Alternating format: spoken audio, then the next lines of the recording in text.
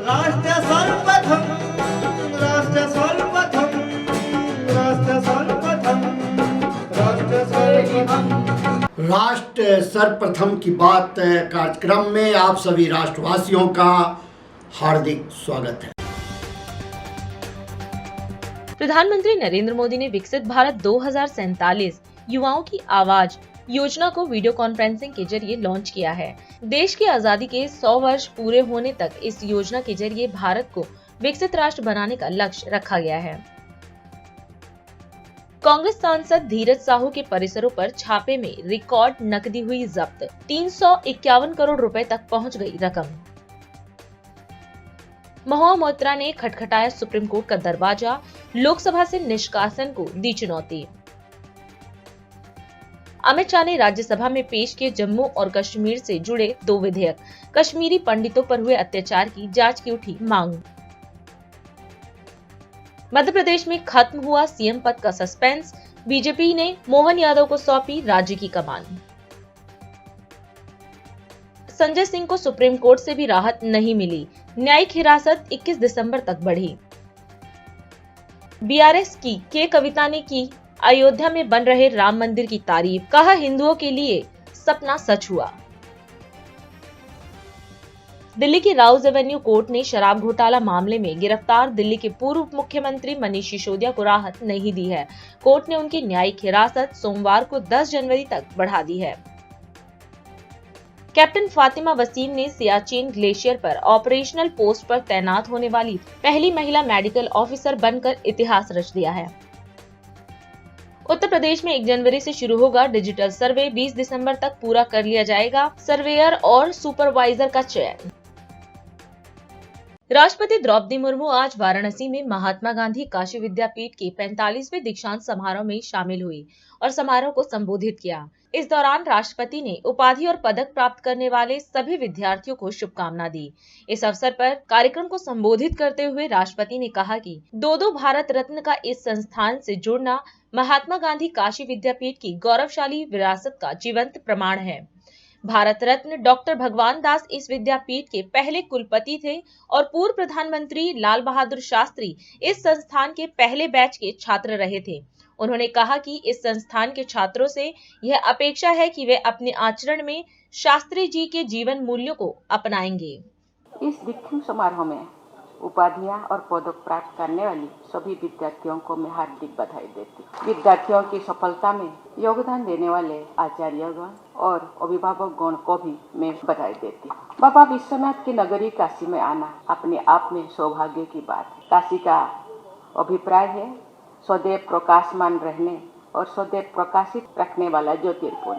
प्यारे विद्यार्थियों, आपके शिक्षण संस्थान की अत्यंत गौरवशाली विरासत का एक प्रमाण ये है कि 2 भारत रत्न इस विद्यापीठ से जुड़े रहे। भारत रत्न डॉक्टर भगवान दास जी काशी विद्यापीठ के प्रथम कुलपति थे और पूर्व प्रधानमंत्री श्री लाल बहादुर शास्त्री इस विद्यापीठ के पहले बैच के छात्र थे। वस्तुतः काशी विद्यापीठ से वर्ष 1925 में शास्त्री की उपाधि मिलने के बाद से ही उनके नाम के साथ शास्त्री उपनाम जुड़ गया था। काशी विद्यापीठ के पूर्व छात्रों के रूप में इस संस्थान की प्रसिद्धि को बढ़ाते हुए शास्त्री जी ने जौन सेवक के रूप में सरलता, निष्ठा, त्याग और दृढ़ता के उच्चतम आदर्श प्रस्तुत किए। इस विद्यापीठ के विद्यार्थियों से ये अपेक्षा की है कि वे शास्त्री जी के जीवन मूल्यों को अपने आचरण में ढालें। हिंदी माध्यम से उच्च स्तरीय शिक्षा प्रदान करने के लिए बाबू शिव प्रसाद गुप्त जी ने काशी विद्यापीठ की अपनी परिकल्पना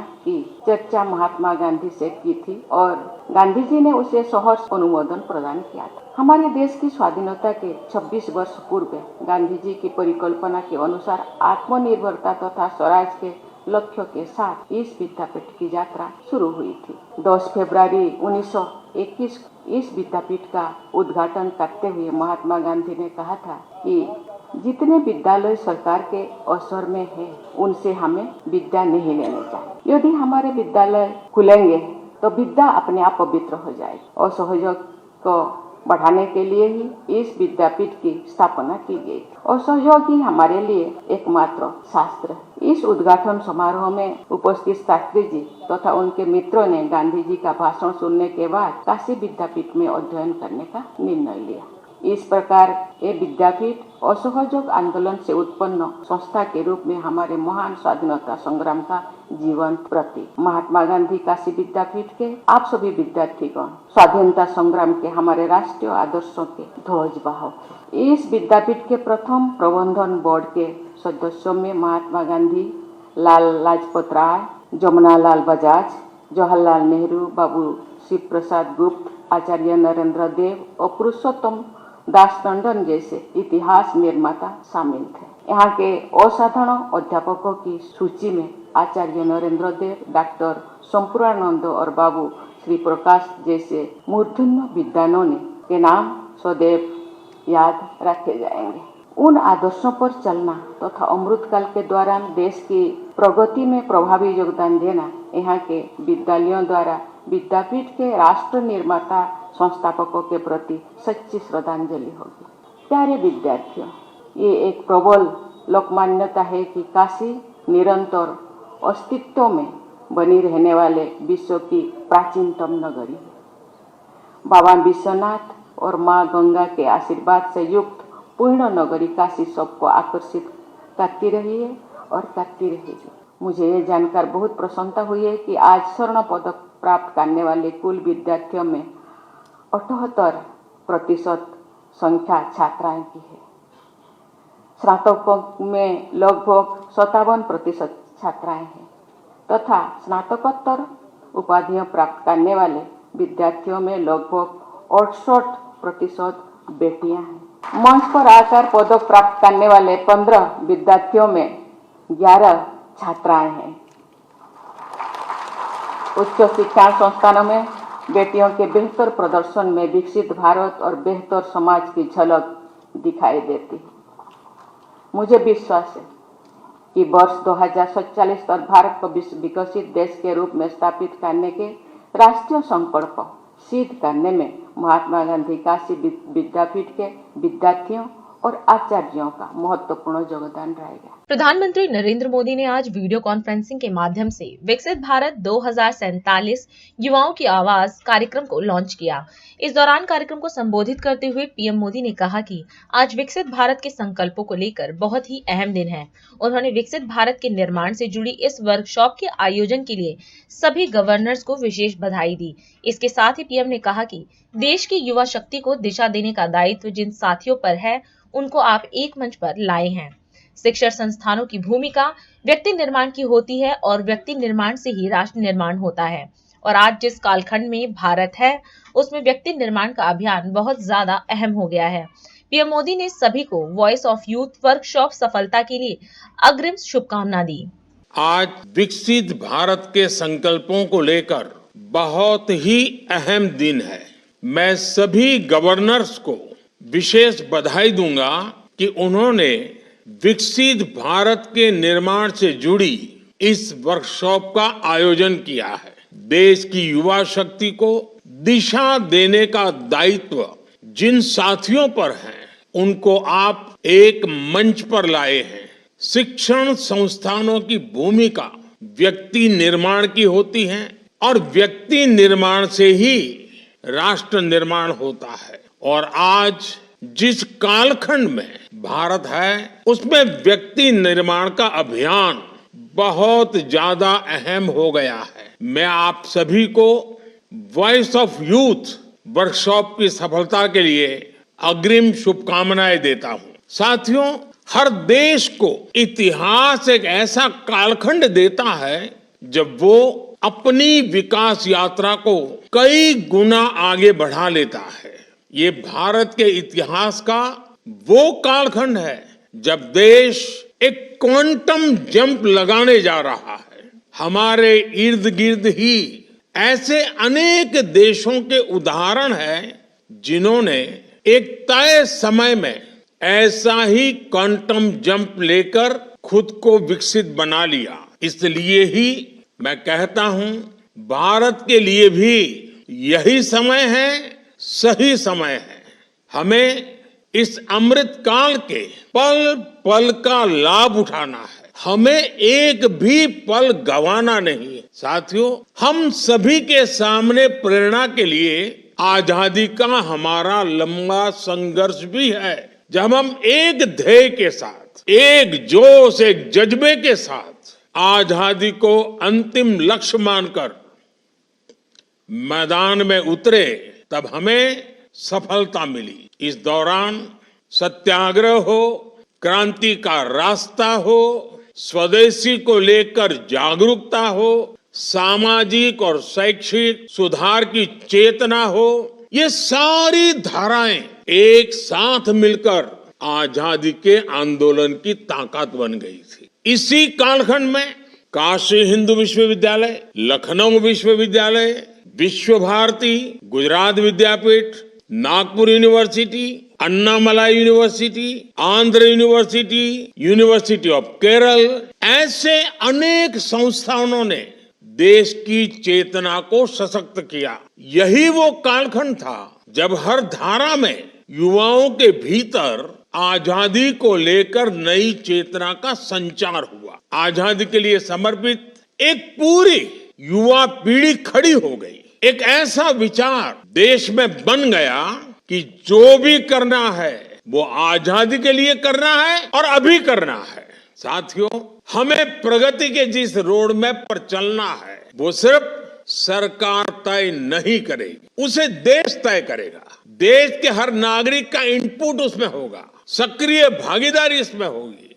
सबका प्रयास यानी जन भागीदारी एक ऐसा मंत्र है जिससे बड़े से बड़े संकल्प सिद्ध होते हैं। स्वच्छ भारत अभियान हो, डिजिटल इंडिया अभियान हो, कोरोना से मुकाबला हो, वोकल फॉर लोकल होने की बात हो, हम सभी ने सबका प्रयास की ताकत देखी है।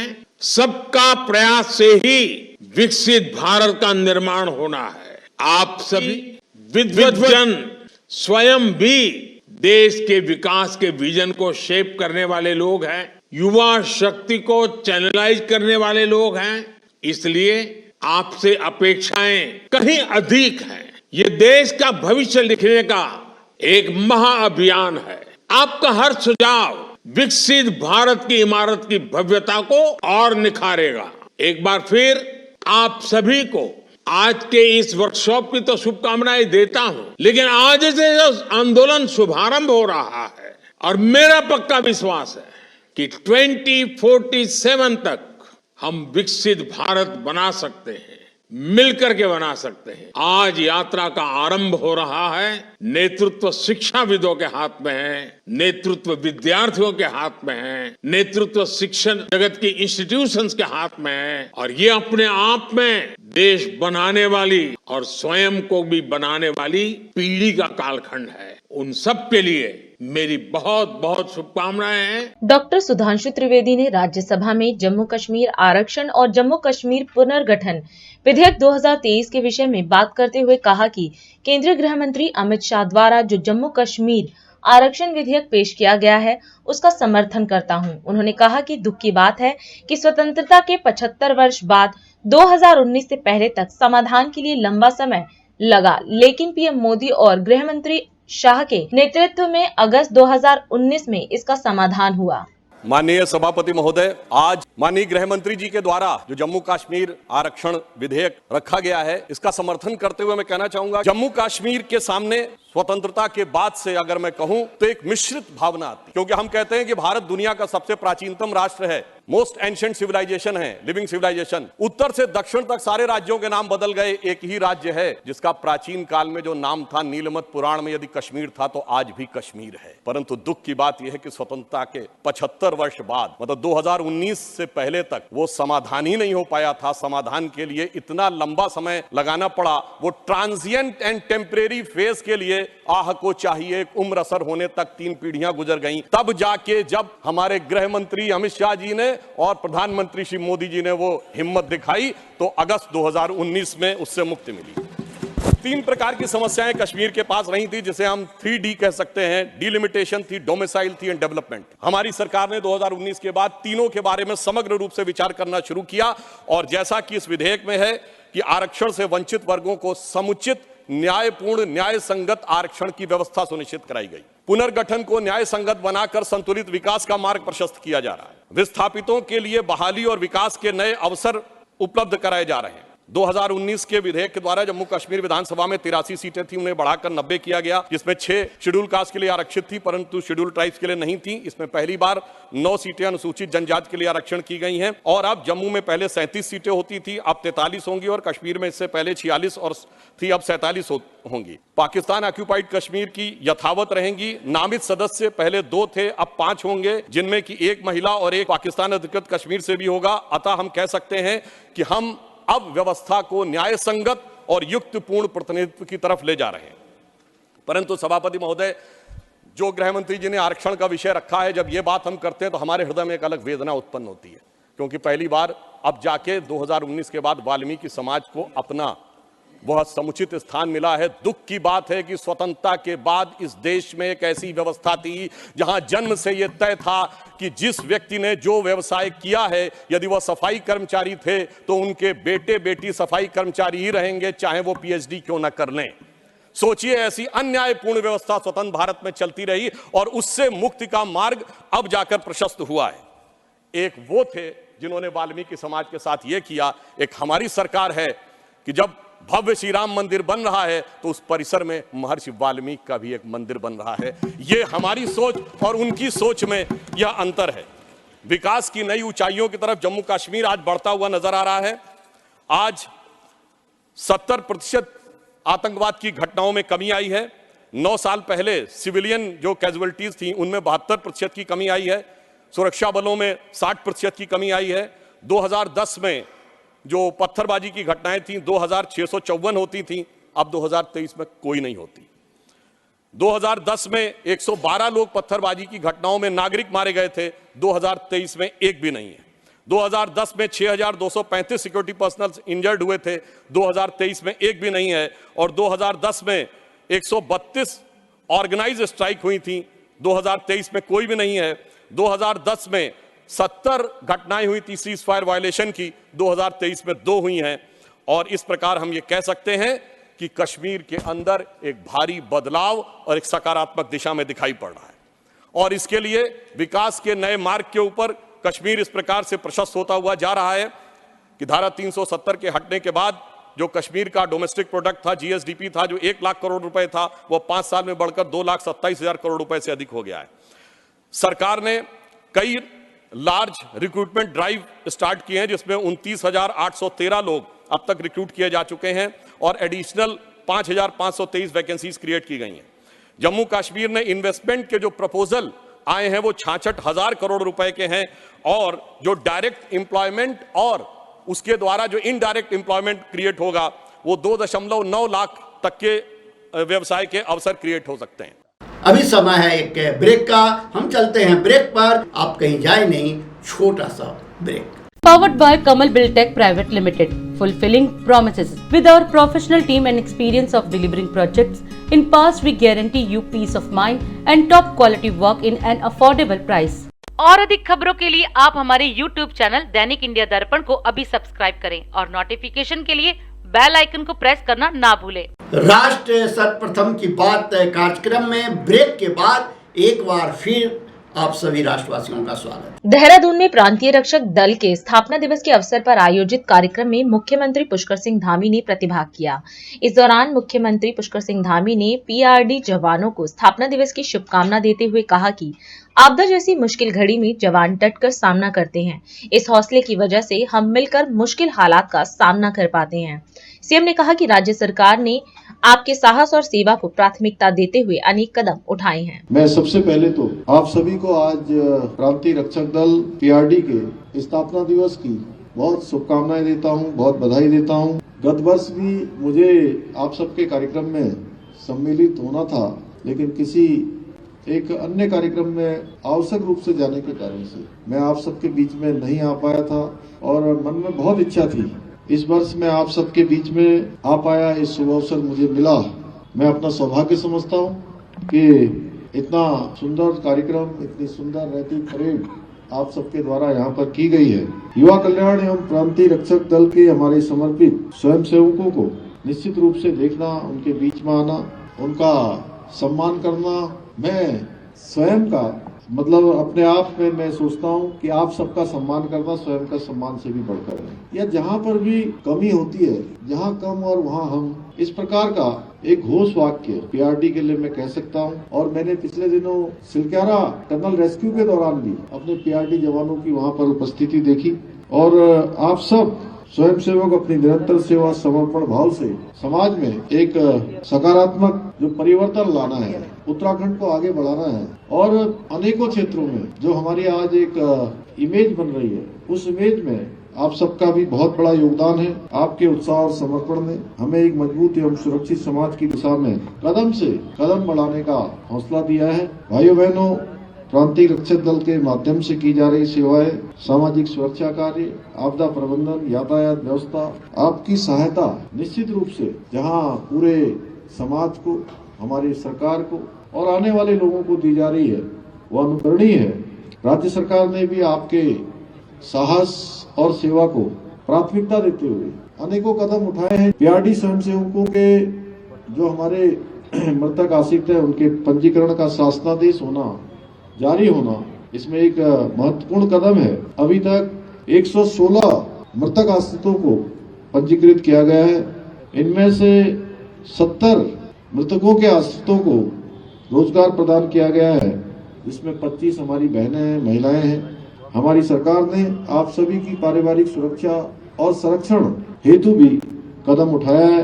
इसके अलावा प्रांतीय रक्षक दल कल्याण कोष संशोधित नियमावली अगस्त 2023 में प्रख्यापित कर दी गई है, जिसमें आर्थिक सहायता की धनराशि में वृद्धि करते हुए सांप्रदायिक दंगों के दौरान ड्यूटी पर मृत्यु की दशा में 1 लाख की धनराशि को बढ़ाकर 2 लाख किया गया है। इसके साथ ही अति संवेदनशील ड्यूटी में मृत्यु की दशा में देय जो 75,000 की राशि को बढ़ाकर 1.5 लाख रुपया किया गया है। सामान्य ड्यूटी के दौरान मृत्यु की दशा में 50,000 रुपये से बढ़ाकर इसे भी 1 लाख किया गया है। पूर्व में सांप्रदायिक दंगों और अति संवेदनशील ड्यूटी के दौरान होने वाली दुर्घटनाओं में जो लोग अपनी जान गंवा देते थे, उनके अंतिम संस्कार के लिए भी कोई व्यवस्था नहीं थी, लेकिन अब राज्य सरकार ने इस समस्या का सामना करने के लिए एक नया निर्णय लिया है और वर्तमान नियमावली में इसका भी प्रावधान कर दिया है। 10,000 रुपये की धनराशि भी इसमें प्रावधानित हो गई है। साथ ही प्राकृतिक आपदा से होने वाले नुकसान हेतु संबंधित अधिकारी की संस्तुति पर अधिकतम 50,000 रुपये का प्रावधान किया गया है, जिससे सीधे तौर पर आपकी सुरक्षा सुनिश्चित होगी। मैं कोविड महामारी के दौरान भी आप सब लोगों ने जिस उत्कृष्टता से कार्य किया है, उस मुश्किल समय में सभी ने अपनी उदारता और समर्पण से एक अद्भुत योगदान आपने इस महामारी के दौरान दिया है। उसके लिए मैं सभी पीआरडी के जवानों को बहुत उनका हृदय से मैं अभिनंदन करता हूं कि उन्होंने बहुत ही सुंदर कार्य इसमें किया, जिसके सम्मान में सरकार ने 4,651 पीआरडी स्वयंसेवकों को पुरस्कार स्वरूप 6,000 रुपये प्रति स्वयंसेवक उस समय प्रदान भी किए थे और अब तक सरकार ने 2,79,06,000 की धनराशि पीआरडी स्वयंसेवकों की इस हेतु वितरित की है। मैं आप सभी को आज इस शुभ अवसर पर, जिस दिन आपका स्थापना दिवस है, विश्वास दिलाना चाहता हूं कि आप सबकी बेहतरी के लिए जो भी सबसे अच्छा हो सकता है, जो भी व्यवस्थाएं बन सकती हैं, उन व्यवस्थाओं को बनाने के लिए हमारी सरकार पूरी तरह से तत्पर है और हमेशा तत्पर रहेगी। दिल्ली के मुख्यमंत्री अरविंद केजरीवाल ने सिविल लाइंस के सरकारी स्कूल में आज एक शानदार सभागार की शुरुआत की। इस अवसर पर दिल्ली की शिक्षा मंत्री अतिशी भी कार्यक्रम में मौजूद रही। इस अवसर पर कार्यक्रम को संबोधित करते हुए सीएम केजरीवाल ने कहा कि शिक्षा हमारी सरकार की प्राथमिकता रही है और बिना शिक्षा के किसी भी देश का विकास संभव नहीं हो सकता। सीएम ने कहा कि पिछले 8 सालों में शिक्षा क्षेत्र में नई क्रांति देखने को मिली है उन्होंने यह भी बताया कि दिल्ली के सरकारी स्कूल अब देश के बेस्ट स्कूल की कैटेगरी में आते हैं। वहीं शिक्षा मंत्री आतिशी ने भी कार्यक्रम को संबोधित किया और शानदार सभागार की शुरुआत के लिए सभी बच्चों को बधाई दी। आप सब लोग जानते हैं कि शिक्षा हमारी सरकार का सबसे मोस्ट इम्पॉर्टेंट प्रायोरिटी सेक्टर है और ये हम बिलीव करते हैं, हमारी आइडियोलॉजी का हिस्सा है कि बिना शिक्षा के किसी भी देश का विकास नहीं हो सकता। दुर्भाग्यवश पिछले 75 साल के अंदर हमारे देश में दो किस्म की शिक्षा प्रणाली शुरू की गई। जिन लोगों के पास पैसे हैं उनके लिए प्राइवेट स्कूल हुए और जिन लोगों के पास पैसे नहीं है वो अपने बच्चों को गवर्नमेंट स्कूल्स में भेजने पे मजबूर हुए। ऐसा नहीं है कि सरकारी स्कूल हमेशा खराब होते थे। आजादी के बाद आप 15, 20, 25 साल का सफर उठा के देखें, उस वक्त के जितने बड़े बड़े लोग हैं, बड़े बड़े चाहे पॉलिटिशियंस कह लीजिए, चाहे बड़े बड़े IAS अफसर कह लीजिए, चाहे पुलिस अफसर कह लीजिए, सब सरकारी स्कूलों से आया करते थे। जब हमारा देश आजाद हुआ तो देश के अंदर गिने चुने प्राइवेट स्कूल होते थे। लेकिन ऐसा क्या हुआ 75 साल के अंदर कि धीरे धीरे धीरे धीरे सरकारी स्कूल खराब होते गए, प्राइवेट स्कूल इतने बढ़ गए कि अब एक आम आदमी जिसके पास पैसा है, हर आदमी कोशिश ये करता था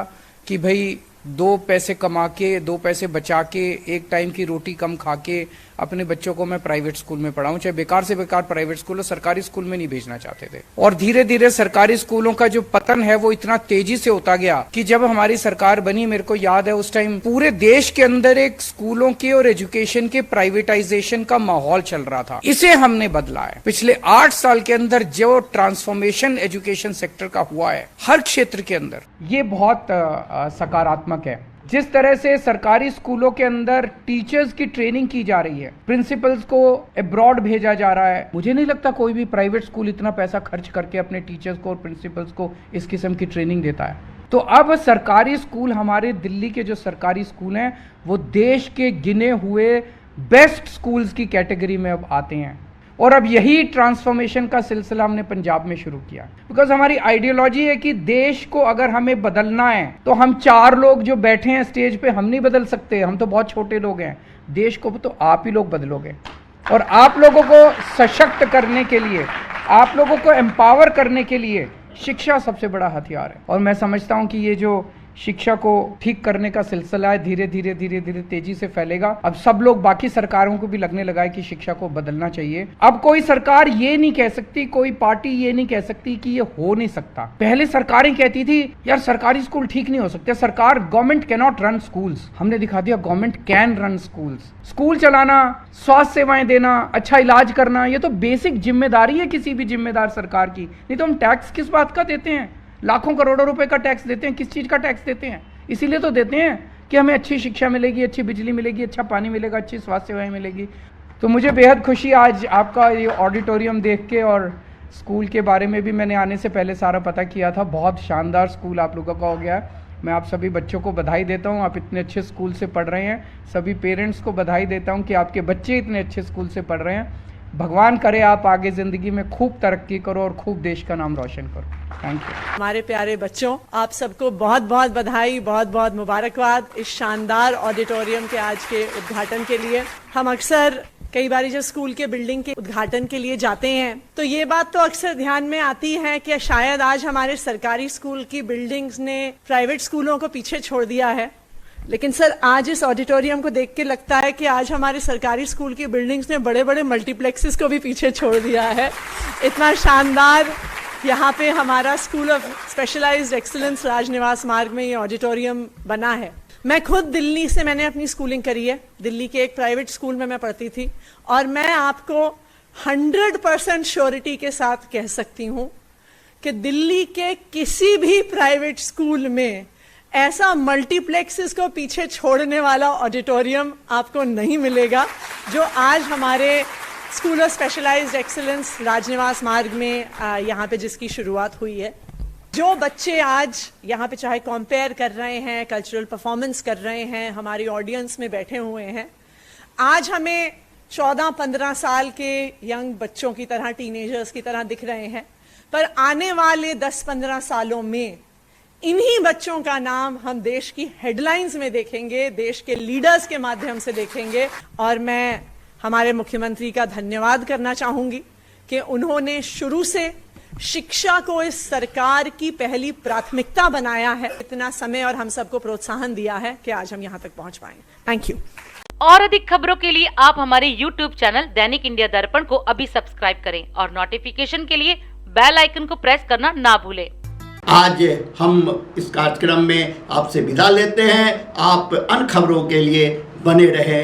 राष्ट्र सर्वप्रथम, वंदे मातरम, जाग उठा है भारत। राष्ट्र सर्वप्रथम, राष्ट्र सर्वप्रथम, राष्ट्र सर्वप्रथम, राष्ट्र सर्वप्रथम।